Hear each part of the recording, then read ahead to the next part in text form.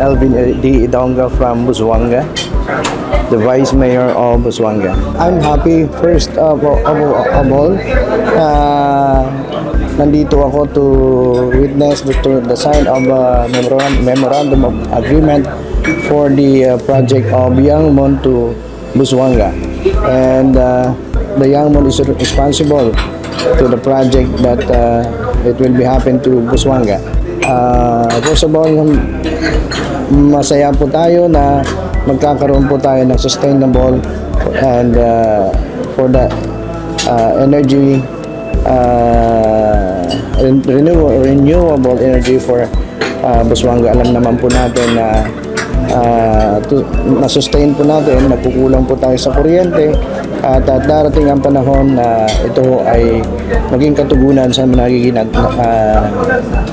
inaharap nating problema. Kami po nagpapasalamat sa local government ng Busuanga na ito po ay makakatugon po sa problema po namin, lalo na sa kuryente na problema po namin. Sa solid waste management, isa po ang problema ng Busuanga, masustain po natin ang kagandahan ng aming lugar. Lalo na ito po ay isang tourism destination sa Pilipinas. To protect and preserve the Busuanga, mga kababayan, magtulungan po tayo para po sa ikagaganda ng ating bayan. Ako po si Dr. Alan Gintapan, Municipal Health Officer po ng Coron, Palawan. In charge din po ako as OIC doon sa Solid Waste Management Program. Nasa planning stage pa tayo ngayon kung ano yung dapat for Coron, given na itong partnership with Yangmon ay kaumpisa lang din natin, and then siguro babalik po tayo sa mesa to really discuss and plot kung ano pong future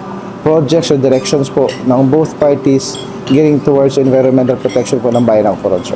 Napakahalaga, sir, kasi po ang Coron na isang tourism hub at kailangan po na papasa tayo doon sa ating mga wastewater na mga examinations, and then yung ating Coron Bay na coliform count, dapat maayos po ang wastewater treatment natin as well as yung solid waste program din po, sir. Sa tulong po ng Yangmon with our partnership ay sigurado po ako na we can move pag see to it na malinis pa ang tubig na inumin, malinis pa ang tubig at na ginagamit sa bayan ng Coron. At the same time, bababa po yung coliform count na aming Coron Bay.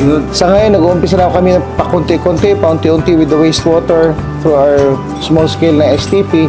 Meron din kami plano ng landfill, and hopefully papasok po ang grupo ng Yangmon and we can work together po para mas mapaganda at makuha natin yung ating minimiting kalinisan sa ating environment at sa ating karagatan.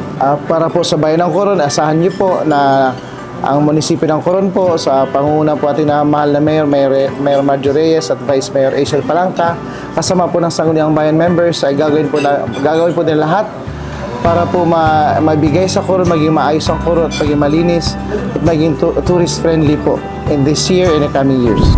So as we conclude this landmark event, I am imbued with optimism.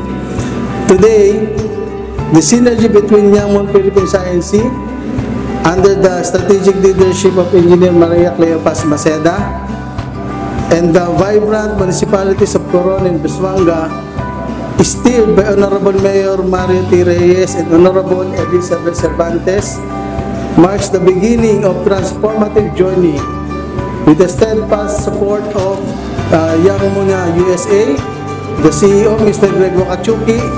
We look forward to a flourishing partnership. Let's embark on this endeavor with unity and shared vision. Thank you and nakuha yung time lahat.